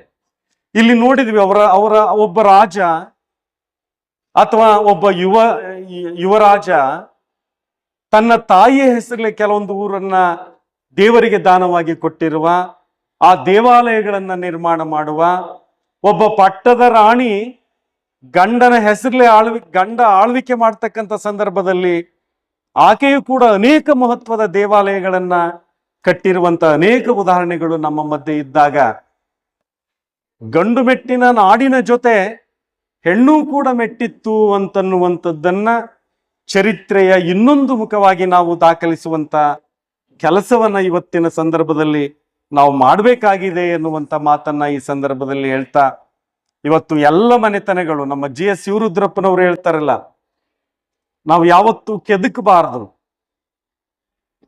ನಮ್ಮ ಜನ್ಮ ದಿನಾಂಕ ನಮಗೆ ಗೊತ್ತಿಲ್ಲ. ಬಹಳಷ್ಟು ಜನ ನಾವು ನನ್ನನ್ನು ಹಿಡ್ಕೊಂಡು June 1ಕ್ಕೆ ಹುಟ್ಟಿದವರು. ನಾವು ಆ June 1 ದಾಖಲು ಮಾಡಿದಂಥವನು ನನ್ನ ಗುರು. ಅವತ್ತು ನನ್ನ ಹುಟ್ಟು ದಿನಾಂಕವನ್ನೇ ಕ್ಯಾಲ್ಕುಲೇಟ್ ಮಾಡಿ ಆತ ನಮ್ಮ ಅಪ್ಪ ಅಮ್ಮ ಬಂದು ಇಷ್ಟು ವರ್ಷದಿಂದ ಹುಟ್ಟ್ಯಾನ, ಇಂಥ ಅಮಾಸಿ ಸಮೀಪಿತ್ತು ಅಂತ ಹೇಳಿದಾಗ ಅಂದಾಜು ಆ ಹಬ್ಬ ಹುಣ್ಣಿಮೆ ನೋಡಿ ಆ ಡೇಟ್ಗಳನ್ನು ಬರೆಸಿದ್ದು ಬೇರೆ. ಇವನಿಗೆ 6 ವರ್ಷ ಆಗಿದೆ ಅಂದ್ರೆ June 1ಕ್ಕೆ ನಮ್ಮ ಶಾಲೆ ಶುರುವಾಗುತ್ತೆ ಅಂದ್ರೆ June 1 ನನ್ನ ಹುಟ್ಟಿದ ದಿನಾಂಕ ಅಂತ ನಾವು ಇವತ್ತು ಹೇಳುವ ಈ ಸಂದರ್ಭದಲ್ಲಿ ನಮ್ಮ ಹಿಂದೆ ನಡೆದು ಹೋಗಿರುವಂತ ಚರಿತ್ರೆಗೆ ಅನೇಕ ದಾಖಲೆಗಳೇ ಇಲ್ಲ. ನಮಗೆ ಶಾಸನವನ್ನ ನಾವು ಬಹಳ ಮುಖ್ಯವಾಗಿರ್ತಕ್ಕಂಥ ದಾಖಲೆ ಅಂತ ಇವತ್ತು ನಾವು ಪರಿಗಣಿಸ್ತಾ ಹೋಗ್ತಾ ಇವೆ. ಶಾಸನಗಳು ಕೂಡ ವಿಭಿನ್ನವಾಗಿರುವಂತ ನಿಲುವನ್ನ ತಾಳ್ತವೆ. ಇವತ್ತು ನಾವು ನಮ್ಮ ಶರಣ ಸಾಹಿತ್ಯವನ್ನ ಹಾಳು ಮಾಡಿದ ಕಲಚೂರಿಯ ಬಿಜ್ಜಳ, ಅವತ್ತು ಶರಣರ ದಾಳಿಯನ್ನ ಅಲ್ಲಿಂದ ಆ ಶರಣರಿಗೆ ಅನೇಕ ರೀತಿಯ ತೊಂದರೆಯನ್ನು ಕೊಟ್ಟಿರುವಂತ ಆ ಬಿಜ್ಜಳ ಅರಸ, ಕಲಚೂರಿ ಬಿಜ್ಜಳ ಅರಸ ಇವತ್ತು ಕನ್ನಡ ಸಾಹಿತ್ಯ ಚರಿತ್ರೆಯಲ್ಲಿ ಒಬ್ಬ ಖಳನಾಯಕನನ್ನಾಗಿ ನಾವು ಚಿತ್ರಿಸ್ತೇವೆ. ಆದರೆ ಅದೇ ಸಂದರ್ಭದ ಶಿವಮೊಗ್ಗ ಜಿಲ್ಲೆಯ ಒಂದು ಕೋಡಿಮಠ ಅಂತ ಒಂದು ಶೈವ ಮಠ, ಅದು ಇಡೀ ಕರ್ನಾಟಕದಲ್ಲಿಯೇ ಎಲ್ಲ ವಿಷಯಗಳನ್ನ 12ನೇ ಶತಮಾನದಲ್ಲಿ ಬೋಧನೆ ಮಾಡಿರುವಂತ ಏಕೈಕ ಶೈವ ಕೇಂದ್ರ ಇದ್ರೆ ಅದು ಕೋಡಿಮಠ ಅನ್ನುವಂಥದ್ದು. ಆ ಕೋಡಿಮಠದ ಒಂದು ಶಾಸನ, ಪರನಾರಿ ಸಹೋದರನಾಗಿದ್ದ, ದೊಡ್ಡ ದಾನಿಯಾಗಿದ್ದ, ದೊಡ್ಡ ಶೂರನಾಗಿದ್ದ, ಮಾನವೀಯತೆಯನ್ನ ಬಿತ್ತುವಂತ ಕೆಲಸವನ್ನ ಬಿಜ್ಜಳ ಮಾಡಿದ ಅನ್ನೋ ಸಂಗತಿಯನ್ನ ಶಾಸನ ಅಲ್ಲಿ ಹೇಳುವಾಗ, ಎರಡೂ ಒಂದು ಕಡೆ ಸಾಹಿತ್ಯದ ಆಕರಗಳು, ಇನ್ನೊಂದು ಪುರಾತತ್ವದ ಆಕರಗಳು ಡಿಕ್ಕಿ ಹೊಡಿತಕ್ಕಂಥ ಈ ಸಂದರ್ಭದಲ್ಲಿ ಸಂಶೋಧಕರಾದಂಥವರು ಕೂಡ ಇವತ್ತು ನಮಗೆ ಮೌಖಿಕ ಸಾಹಿತ್ಯ ಎಷ್ಟಿದೆ ನಮ್ಮ ಭಾಗದಲ್ಲಿ. ನಮ್ಮೂರಿನ ಜನ ಒಂದು ದೇವಾಲಯದ ಬಗ್ಗೆ ಒಂದು ಕಥೆ ಹೇಳ್ತಾರೆ. ಅದನ್ನ ಲಾಡ್ಕನ್ ದೇವಾಲಯ ಅಂತ ಹೇಳ್ತಾರೆ, ಅದನ್ನ ಹುಚ್ಚಿಮಲ್ಲಿ ಗುಡಿ ಅಂತ ಹೇಳ್ತಾರೆ. ಇನ್ನು ಅನೇಕ ಕಥೆಗಳು ನಮ್ಮ ಮಧ್ಯೆ ಇವೆಯಲ್ಲ, ಅವರೆಲ್ಲ ಯಾರು ಅಂತನ್ನುವಂಥದ್ದನ್ನ ಈ ಮೌಖಿಕ ಸಾಹಿತ್ಯದ ಮೂಲಕ ಅಥವಾ ಮೌಖಿಕ ವಿಚಾರಗಳ ಮೂಲಕನೂ ಕೂಡ ಇವತ್ತು ನಾವು ಚರಿತ್ರೆಯನ್ನ ಕಟ್ಟಿಕೊಡ್ತಕ್ಕಂಥ ಒಂದು ತುರ್ತು ಅಗತ್ಯತೆ ಇದೆ. ಇವತ್ತು ಕೆದಕ್ತಾ ಇದ್ದೀವಿ ನಾವು ಇತಿಹಾಸವನ್ನು. ಅದಕ್ಕೆ GS ಶಿವರುದ್ರಪ್ಪನವರು ಒಂದು ಮಾತು ಹೇಳ್ತಾರೆ, ಎಲ್ಲಿದೆ ನಂದನ ಎಲ್ಲಿದೆ ಬಂಧನ, ಎಲ್ಲ ಇವೆ ಈ ನಮ್ಮೊಳಗೆ, ಒಳಗಿನ ತಿಳಿಯನು ಕಲಕದೆ ಇದ್ದರೆ ಅಮೃತದ ಸವಿ ಇದೆ ನಾಲಿಗೆಗೆ ಅಂತ. ಆ ಅಮೃತದ ಸವಿಯನ್ನ ಇತಿಹಾಸದಲ್ಲಿ ಹುಡುಕುವಂತ ಒಂದು ಕೆಲಸವನ್ನ ಇವತ್ತು ನಾವು ಮಾಡಬೇಕಾಗಿದೆ. ಇವತ್ತು ನಮ್ಮ ಮಧ್ಯೆ ಅನೇಕ ದೇವಾಲಯಗಳನ್ನ ಹಾಳು ಮಾಡ್ತಾ ಇದ್ದೀವಿ ನಾವು. ಇವತ್ತು ನಾವು ಅನೇಕ ಕಡೆ ಈ ಕ್ಷೇತ್ರ ಕಾರ್ಯಕ್ಕೆ ಹೋದಾಗ ಅನೇಕ ನಮ್ಮ ಜನ ಐತಿಹಾಸಿಕ ಪ್ರಜ್ಞೆ ಇಲ್ಲದಂತ ನಮ್ಮ ಜನ ಪಾಪ ಅವ್ರಿಗೆ ಗೊತ್ತಿಲ್ಲ. ಒಂದು ಅಗಲವಾಗಿರುವಂತ ಕಲ್ಲನ್ನ ಡಬ್ಬ ಹಾಕಿ ನಮ್ಮ ತಾಯಿ ಬಟ್ಟೆ ಒಗಿತಿರ್ತಾಳೆ, ಅದರ ಮೇಲೆ ಕೆಳಗಡೆ ಒಂದು ಶಾಸನ ಇರುತ್ತೆ, ಆಕೆಗೆ ಗೊತ್ತಿಲ್ಲ. ನಮ್ಮೂರಿನ ಚಾರಿತ್ರಿಕ ದೇವಾಲಯದ ಮೇಲೆ ಎಳ್ಳುಗೂಡುಗಳನ್ನು ಕಟ್ಟಿದ್ದೀವಿ ನಾವು, ಕಂಬಗಳನ್ನು ಕಟ್ಟಿತಾ ಇದ್ದೀವಿ. ಆ ಊರಿನ ದೇವಾಲಯದಲ್ಲಿ ಒಳ್ಳೆ ಒಂದು ಮೂರ್ತಿ ಇತ್ತು ಅಂದ್ರೆ, ಆ ಮೂರ್ತಿಗೇನಾದ್ರೂ ಹೊಟ್ಟಿ ಒಂದಿಷ್ಟು ಮುಂದಕ್ಕೆ ಬಂದಿತ್ತು ಅಂದ್ರೆ ಇದನ್ನು ಹೊಡೆದ ತೀರ್ತೀವಿ ನಾವು. ಆ ಮೂರ್ತಿಯಲ್ಲಿ ಏನಾದ್ರೂ ಬಂಗಾರ ಇದೆ ಅಥವಾ ಇಲ್ಲೊಂದು ಮೂರ್ತಿ ಇದೆ, ಈ ಮೂರ್ತಿಯ ಕೆಳಗೆ ಬಂಗಾರ ಇದೆ, ಹಣ ಇದೆ ಅನ್ನುವಂತ ಅರೆ ಪ್ರಜ್ಞೆಯಲ್ಲಿ ನಾವಿದ್ದೇವೆ. ಆದ್ರೆ ನಮ್ಮ ಚರಿತ್ರೆಯಲ್ಲಿ ಲಕ್ಕುಂಡಿ ವಿಚಾರ ಬೇರೆ, ಲಕ್ಕುಂಡಿಯಲ್ಲಿ ಹಣ ಸಿಕ್ಕದ್ದು ಬೇರೆ, ಟ್ರೆಜರಿ ಸಿಕ್ಕದ್ದು ಬೇರೆ. ಆದ್ರೆ ಯಾವ ದೇವಾಲಯದ ಕೆಳಗಡೆಯೂ ಯಾವ ಮೂರ್ತಿಯ ಕೆಳಗಡೆಯೂ ಕೂಡ ಯಾವುದೇ ರೀತಿಯ ಹಣ ಸಿಗ್ಲಿಕ್ಕೆ ಸಾಧ್ಯತೆ ಇಲ್ಲ. ಅವತ್ತು ಪೂಜೆ ಮಾಡ್ಲಿಕ್ಕೆ ಒಂದಿಷ್ಟು ಅಲ್ಪ ಸ್ವಲ್ಪ ಚೂರುಗಳನ್ನು ಹಾಕಿ ಪೂಜೆ ಮಾಡಿ ಮುಚ್ತಿದ್ರೆ ಹೊರತು ಇಡೀ ನಮ್ಮ ಚರಿತ್ರೆಯಲ್ಲಿ ದೇವಾಲಯದ ಆ ಗರ್ಭಗುಡಿಯ ಕೆಳಗೆ ಇಷ್ಟು ಹಣ ಇದೆ ಅಂತ ಅನ್ನೋದಕ್ಕೆ ಇಲ್ಲಿಯವರೆಗೂ ದಾಖಲೆಗಳು ನಮಗೆ ಸಿಕ್ಕಿಲ್ಲ ಅಂತನ್ನೋದಾದ್ರೆ, ಆ ಹುಚ್ಚು ಪ್ರಯತ್ನದ ಮೂಲಕ ನಾವು ದೇವಾಲಯಗಳನ್ನ ಅಗಿಯುವ, ಸಮಾಧಿಗಳನ್ನ ಅಗಿಯುವಂತ ಕೆಲಸವನ್ನ ನಾವು ಬಿಡಬೇಕಾಗಿದೆ. ಇವತ್ತು ನಾಗಾರಾಧನೆ ಅನ್ನುವಂಥದ್ದು ಒಂದು ಪದ್ಧತಿ ಇತ್ತು ನಮ್ಮಲ್ಲಿ.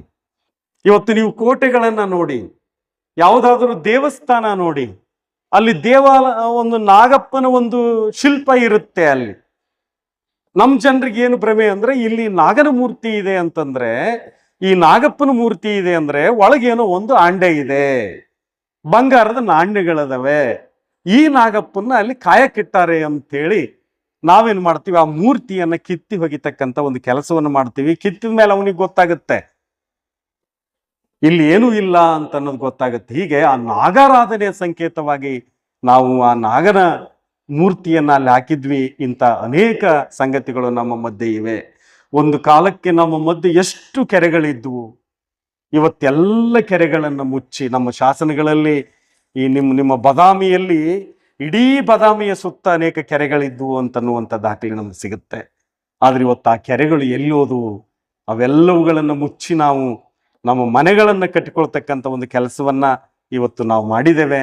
ಹೀಗಾಗಿ ನಮ್ಮ ಜನರಲ್ಲಿ ಮತ್ತು ನಮ್ಮ ವಿದ್ಯಾರ್ಥಿಗಳಲ್ಲಿ ಇವತ್ತು ನಮ್ಮ ಮಧ್ಯೆ ಸಿಗುವಂತ ಒಂದೊಂದು ಮೂರ್ತಿ ಒಂದೊಂದು ಕತೆ ಹೇಳುತ್ತೆ. ನಮ್ಗೆ ಗೊತ್ತಿಲ್ಲ ಅದು. ನಾವು ಕಟ್ಟಿ ಮೇಲಿಟ್ಟು ಅದನ್ನು ಪೂಜೆ ಮಾಡ್ತೀವಿ. ಈ ವೀರಗಲ್ಲುಗಳನ್ನು ತಗೊಳ್ರಿ ನೀವು. ಆ ವೀರಗಲ್ಲನ್ನು ಒಬ್ಬ ವೀರ, ಅವನಿಗೆ ಹೆಸರಿಲ್ಲ. ಕೆಲವೊಂದು ಶಾಸನಗಳಿವೆ, ಶಾಸನಗಳೆಲ್ಲ ವೀರನ ಹೆಸರಿರುತ್ತೆ. ಅವನೊಬ್ಬ ವೀರ. ಎಂತ ವೀರ ಅಂದ್ರೆ, ಅವತ್ತು ಗೆದ್ದಂತ ವ್ಯಕ್ತಿ ಸೋತಂತ ಜಾಗದ ಮೇಲೆ, ಪ್ರದೇಶದ ಮೇಲೆ ದಾಳಿ ಮಾಡ್ತಿದ್ದ.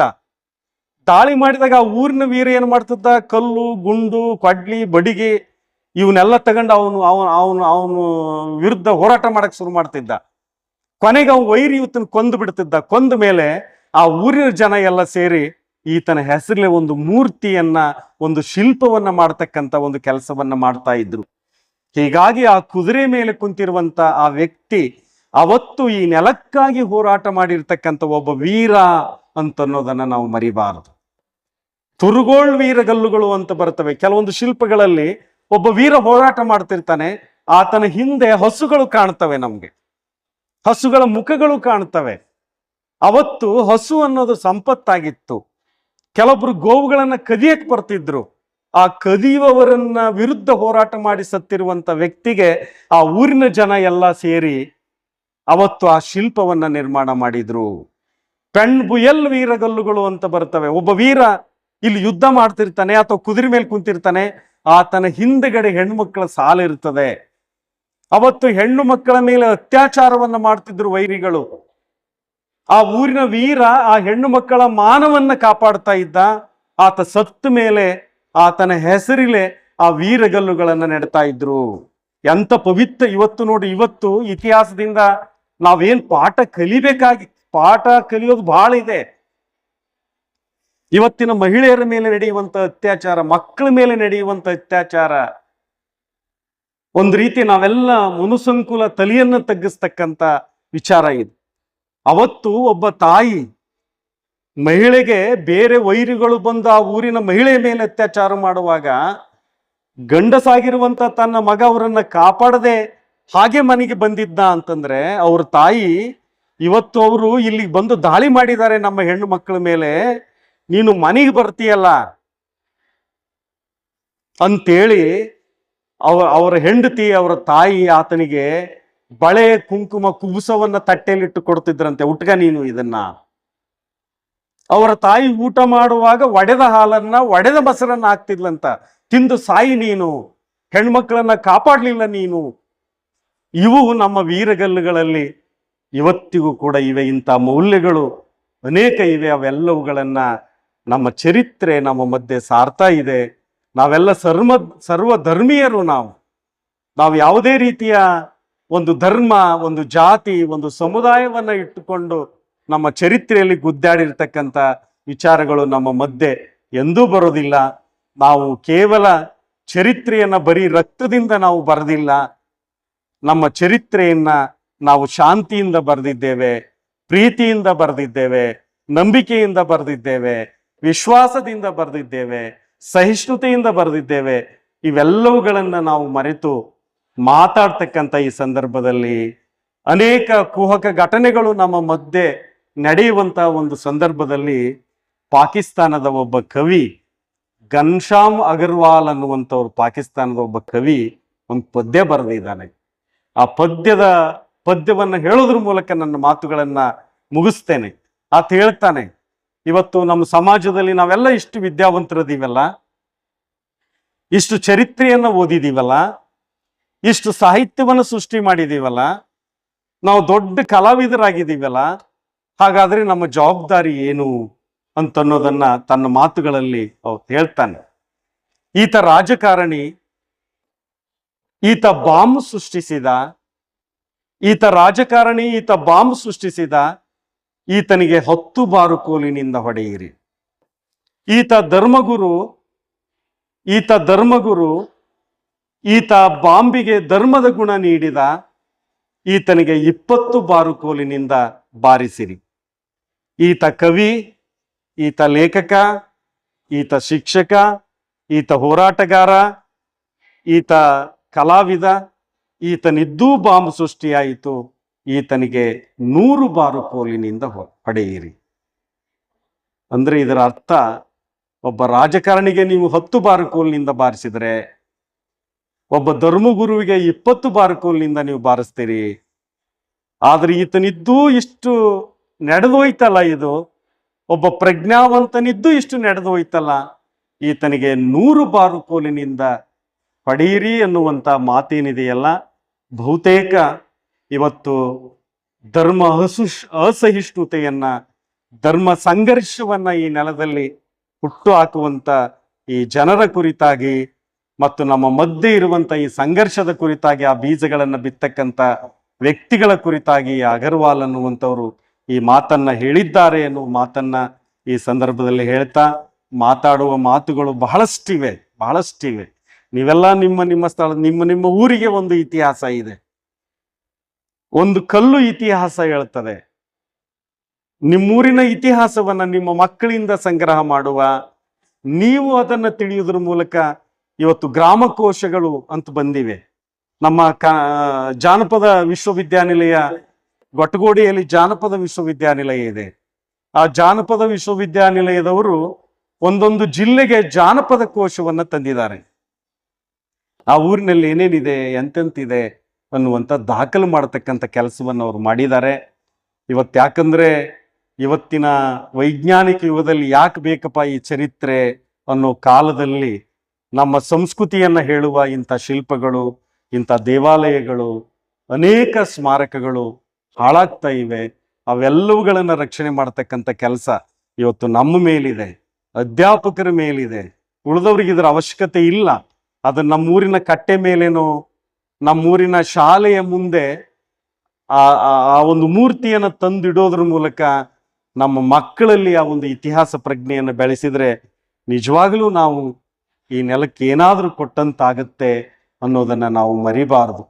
ಇವತ್ತು ನಾನು ಆಗಲೇ ಹೇಳಿದ್ನಲ್ಲ, ಒಂದು ಊರಿನಲ್ಲಿ ಒಬ್ಬ ಅಜ್ಜಿ ಕತೆ ಹೇಳ್ತಿರ್ತಾಳೆ.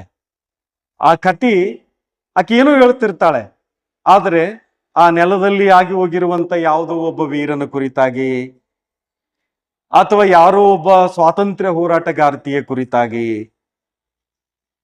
ಇವತ್ತು ನಮ್ಮ ಸ್ವಾತಂತ್ರ್ಯ ಹೋರಾಟದ ಚರಿತ್ರೆ ಅದು ಏಕಮುಖದ ಚರಿತ್ರೆ.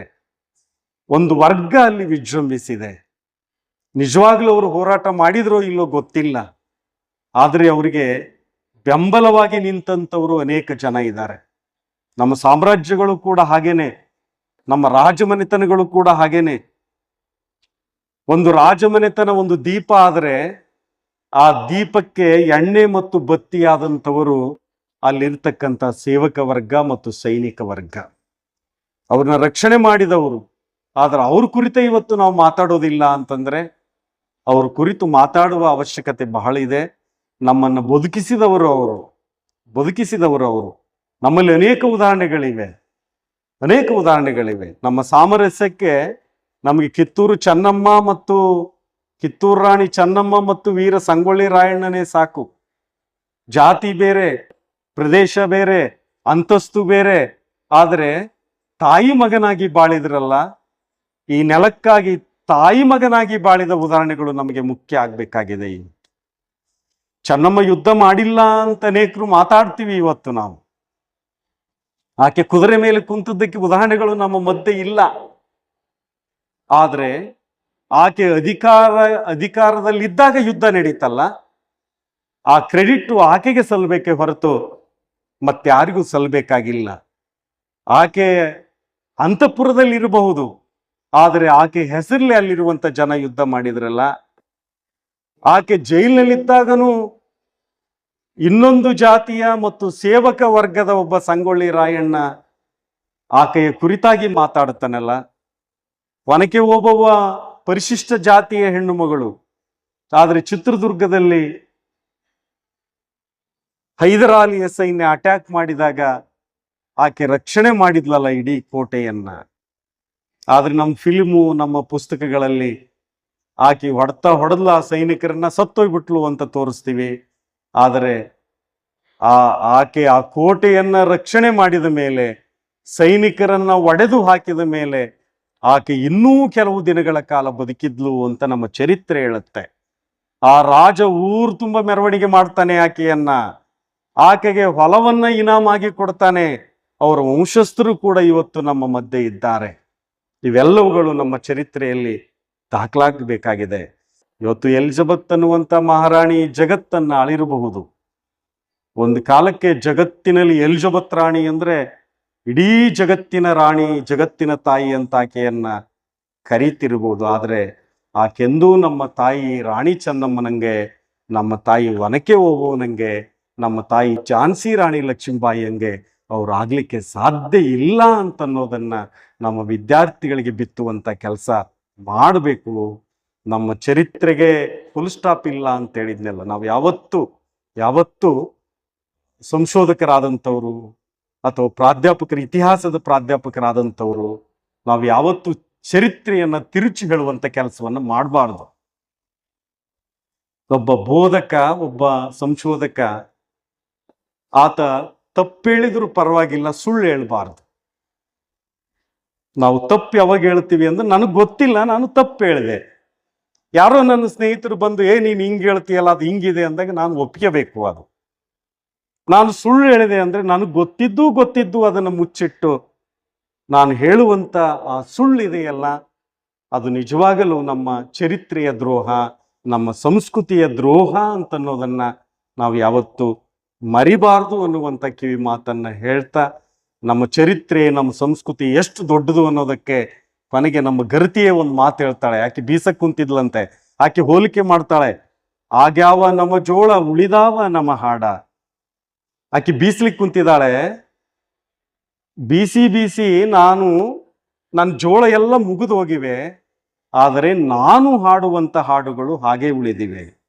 ಆಗ್ಯಾವ ನಮ್ಮ ಜೋಳ ಉಳಿದಾವ ನಮ್ಮ ಹಾಡ, ಈಗ ಸಾಕವ್ವ ನನ್ನ ಕೈಯಾನ ಜೇಕಿ ನುಂಗೂರ ಸವೆದಾದ. ಕೈಯಾಗ ಜೇಕಿ ನುಂಗುರ ಹಾಕೊಂಡಾಳೆ, ಬೀಸಿ ಬೀಸಿ ಆ ಉಂಗುರನೂ ಸವದೋಗಿದೆ, ಜೋಳನೂ ಆಗಿದೆ, ಆದರೆ ನಾನು ಹಾಡುವ ಪದಗಳು ಹಾಗೆ ಉಳಿದಿವೆ ಅನ್ನೋ ಹಾಗೆ ನಮ್ಮ ಚರಿತ್ರೆಯು ಕೂಡ ಹಾಗೆಯೇ ಅನ್ನುವಂಥದ್ದನ್ನ ನಾವೆಲ್ಲರೂ ಗಮನಿಸಬೇಕು ಅನ್ನೋ ಮಾತನ್ನ, ಸವಿನಯ ವಿನಂತಿಯನ್ನ ತಮ್ಮ ಜೊತೆ ಮಾಡ್ತಾ ನನ್ನ ಮಾತುಗಳಿಗೆ ವಿರಾಮವನ್ನು ನೀಡ್ತೇನೆ. ನಮಸ್ಕಾರ.